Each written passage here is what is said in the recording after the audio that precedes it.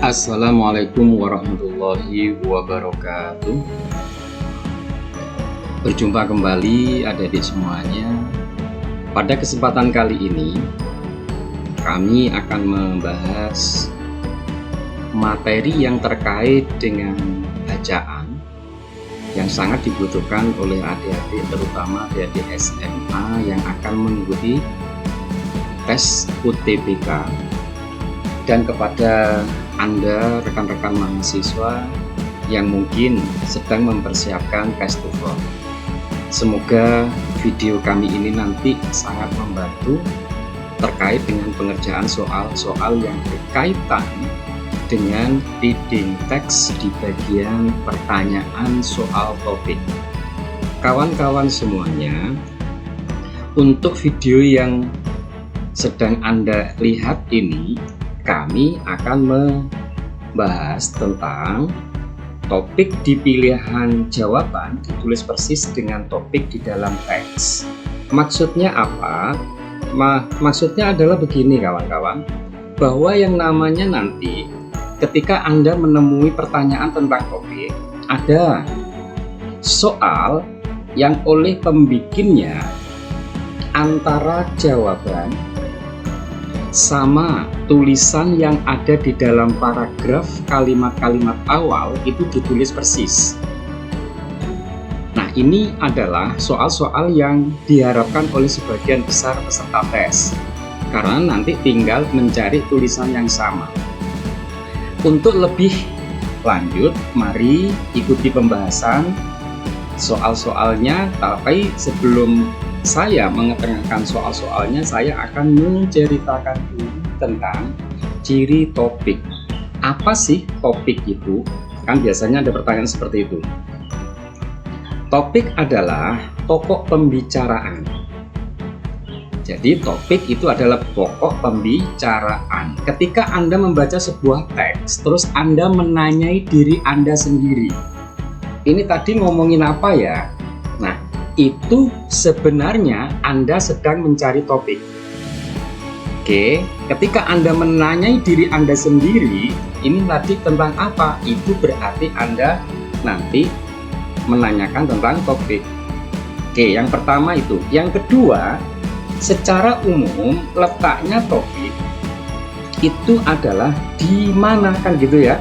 Letaknya topik ada di semuanya adalah di awal paragraf dan seringkali ditulis dalam kalimat pertama. Berarti kalau ada kata seringkali, ini tidak selalu, tapi seringkali ditaruh di kalimat pertama sebuah paragraf. Yang namanya topik ini nanti sifatnya bagaimana? Sifatnya topik itu masih umum. Yang dimaksud masih umum ini bagaimana Pak? Atau masih general ini? Saya memberikan sebuah perumpamaan kawan-kawan. Misalnya begini, di dalam sebuah bacaan, ya, di dalam sebuah bacaan, di sini ada tulisan misalnya insect, serangga. Nah, serangga ini kan masih umum. Serangga ini masih umum. Itu berarti ada indikasi dia akan nanti menjadi topik. Oke, jadi masih umum. Nah, di sini saya tegaskan lagi, berupa apa? Berupa person, berupa place, berupa objek, atau berupa idea. Nah, insect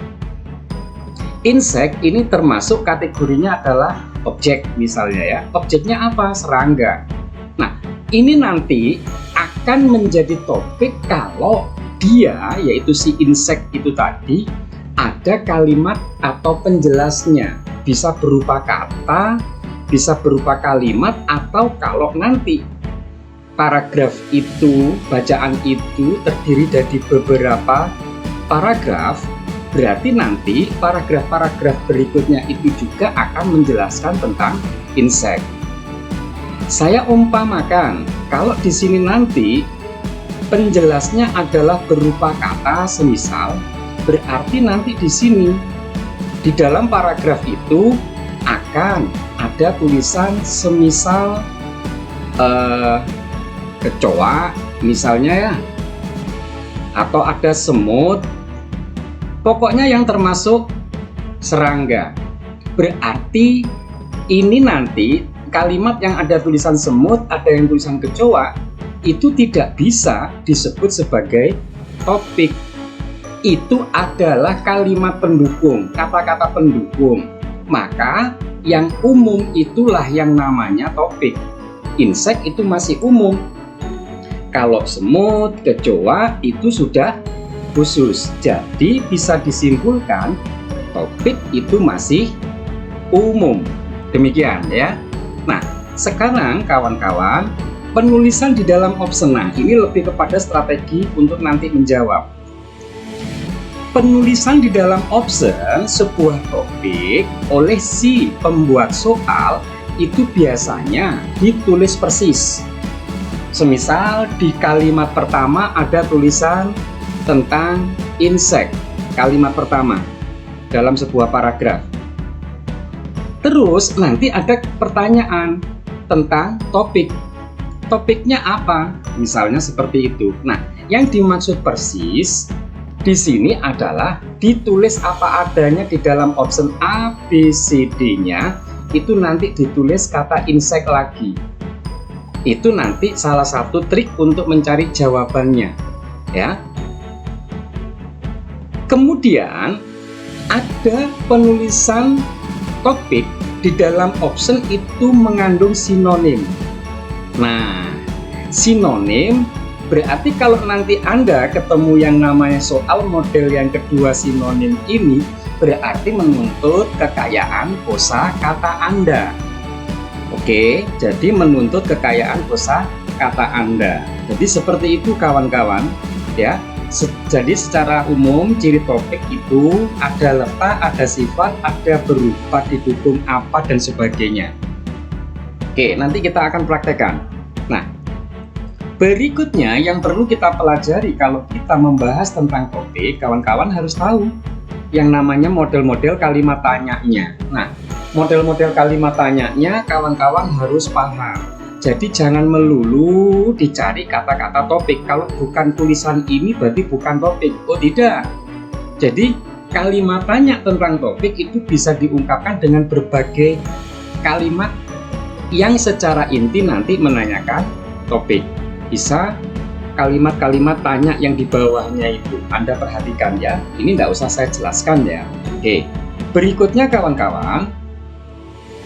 Nah, untuk yang berikutnya kita akan membahas tentang trik atau strategi mengerjakan soal topik. Strateginya gimana Pak? Strateginya ada dua kawan-kawan. Ya, dari sisi layout, dari sisi bacaannya. Dari sisi layout readingnya nanti ada ciri bahwa yang namanya topik sebagaimana tadi sudah dijelaskan letaknya ada di awal paragraf. Di awal paragraf tidak selalu kalimat pertama, tolong itu dipahami. Tetapi sering kali ditulis di kalimat pertama. Oke, jadi sering kali ditulis di kalimat pertama. Saya pertegas biar kawan-kawan lebih paham. Kawan-kawan, yang namanya topik itu dicari di awal-awal sini nanti. Tetapi jangan dulu dihakimi bahwa itu topik. Kawan-kawan perlu bekerja lagi untuk mencermati kalimat-kalimat lanjutannya atau kata-kata yang ada di sini. Kalau kata-kata yang di sini adalah mendukung ya topik yang ada di atas ini, berarti kata yang Anda curigai sebagai topik tadi memang benar adanya. Saya ulang lagi, kalau kata yang Anda curigai di sini ada dukungan berupa kata atau kalimat yang mempunyai nuansa sama dengan topik, nuansa yang sama dengan topik, berarti memang betul bahwa kata yang Anda curigai di atas ini adalah memang betul itu topiknya. Tetapi kalau nanti kata yang ada di sini tidak mempunyai kata atau kalimat yang bernuansa sama, tidak ada penjelasan yang mengacu kepada kata yang Anda curigai sebagai topik, itu berarti kata yang ada di situ bukan topik. Gitu ya. Secara singkat, kata yang Anda curigai akan menjadi sebuah topik kalau punya pendukung kata-kata yang mirip atau kalimat-kalimat penjelas. Oke, seperti itu. Berikutnya, nah ini penegasan dari yang saya sudah jelaskan di atas tadi. Diikuti oleh penjelas. Nah, syaratnya sebuah kata yang Anda curigai tadi harus mempunyai hal-hal seperti ini. Ada yang menggambarkan topik, kalimat penegas tentang topik, seperti itu. Oke, next. Dari sisi pilihan jawaban sekarang, pembuat soal melayout pilihan jawaban itu juga bisa dipakai untuk menandai sebuah jawaban.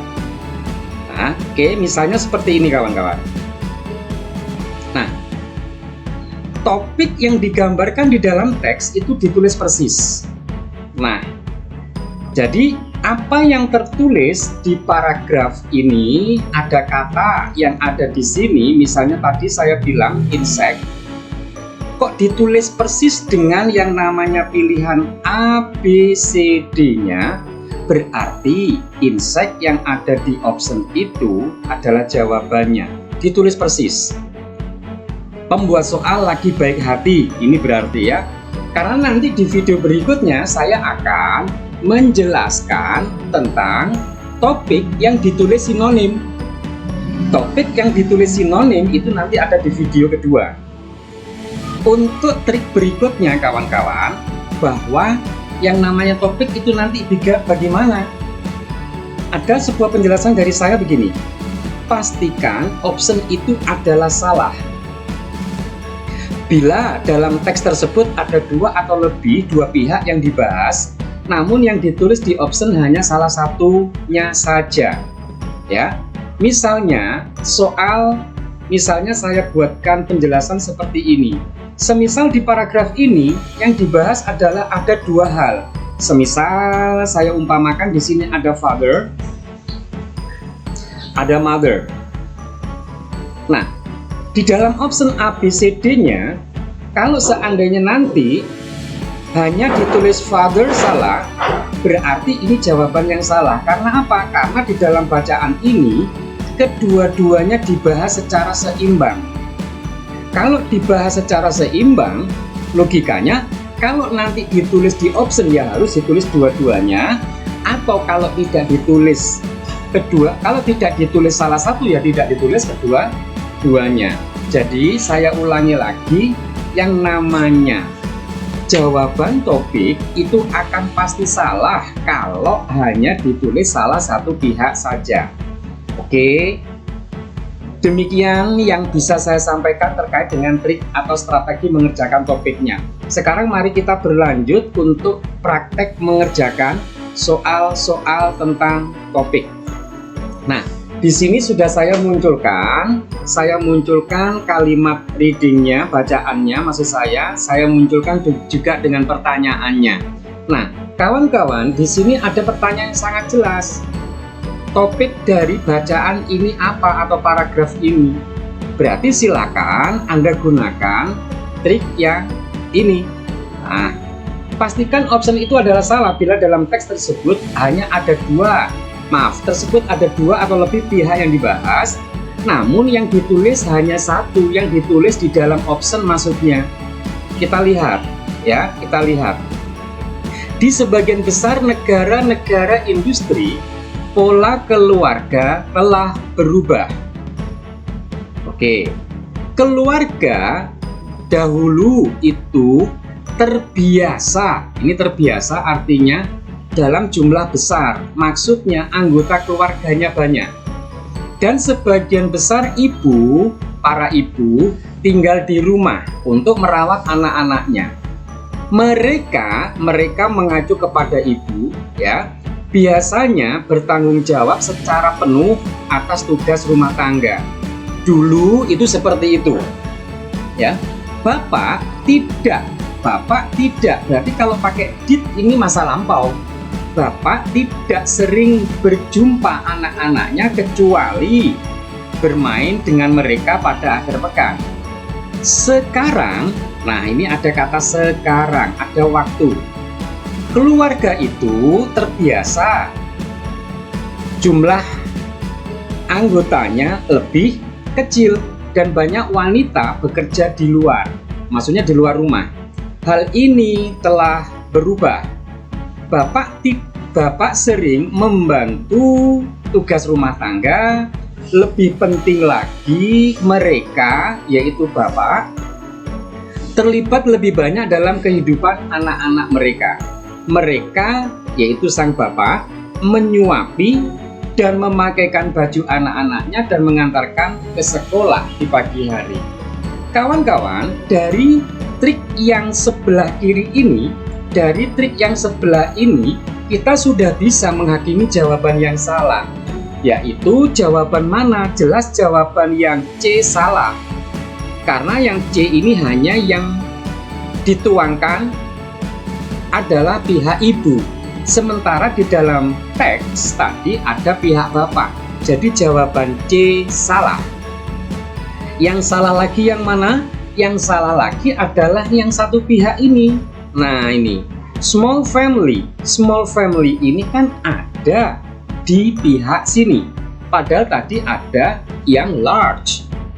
Kawan-kawan, yang jawaban E ini kalau saya boleh mengkapling, ya, jawaban E ini kan hanya wilayah ini saja.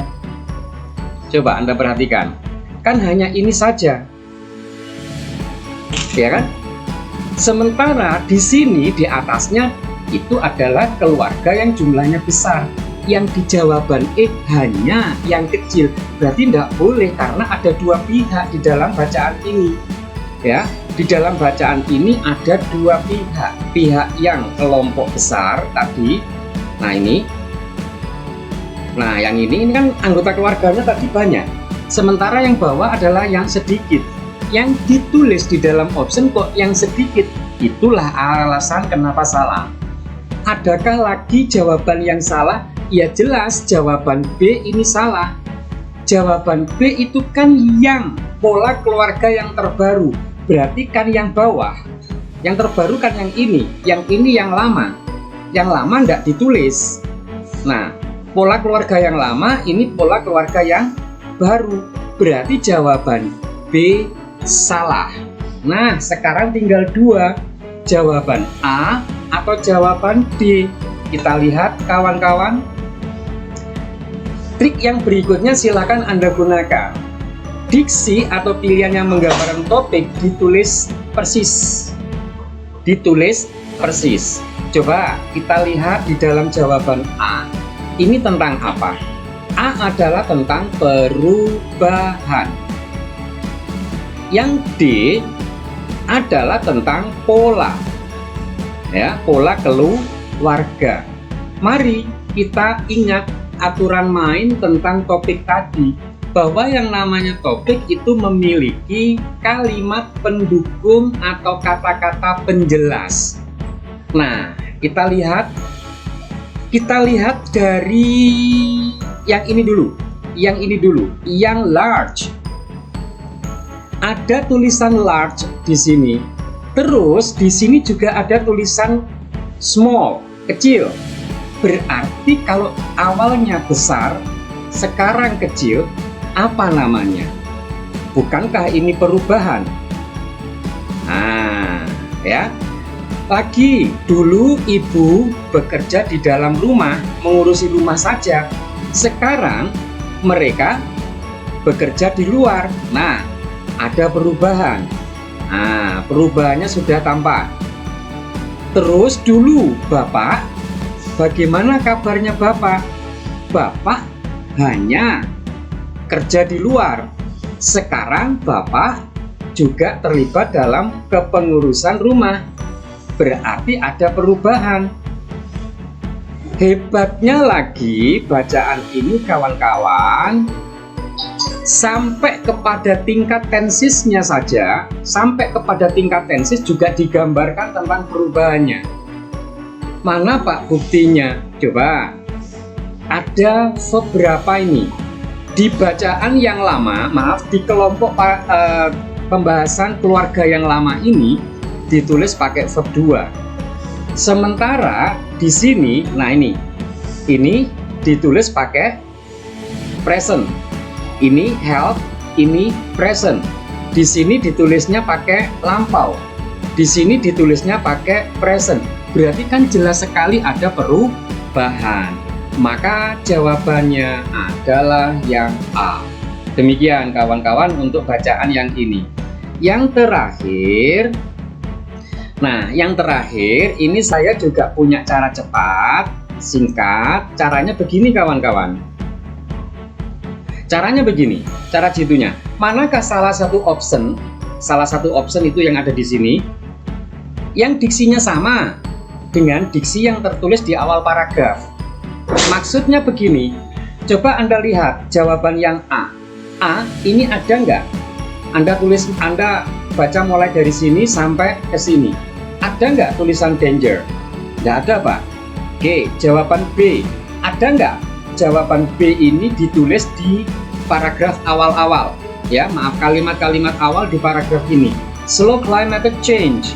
Nah ini, kalau ini sampai curigai sebagai topik, apakah ini diperjelas? Apakah diperjelas? Saya tulis biar nanti Anda paham. Biar apakah diperjelas? Silakan Anda cari kalau begitu. Apakah diperjelas dengan kata-kata berikutnya tentang change are slow? Tidak ada kawan-kawan. Berarti jawaban B bukan yang benar. Sekarang jawaban C, efek dari polusi. Nah, ternyata di sini ada kata efek. Nah, efek ini apakah diperjelas? Apa diperjelas dengan kalimat berikutnya? Apa diperjelas? Ternyata diperjelas, yaitu satu, ada perubahan iklim, ada kerusakan kesehatan, ya, kemerosotan kesehatan, terus ada kerusakan tumbuhan, ada kerusakan di binatang, ada kerusakan di barang-barang yang tampaknya tidak terpolusi. Ternyata jawabannya C, ini ada kalimat penjelas. Maka sudah jelas jawabannya adalah yang C, yang ini salah, yang ini salah. Kalau yang ini waste, itu limbah. Limbah itu salah satu dari efek. Komplain itu salah satu dari efek. Itu pasti salah. Oke, demikian kawan-kawan yang bisa saya jelaskan untuk pembahasan topik antara option D soal sama tulisan di dalam paragraf ditulis persis. Nantikan video berikutnya yang ditulis menggunakan sinonimnya. Nah, ini yang akan saya bahas adalah judul-judul yang ini nanti akan saya bahas di video-video berikutnya. Terima kasih. Saya akhiri. Semoga ada manfaatnya buat kawan-kawan, adik-adik yang mau berjuang memperebutkan satu kursi di perguruan tinggi negeri. Buatlah orang tua Anda menangis dan air matanya biar menjadi saksi kebahagiaan Anda. Terima kasih, saya akhiri.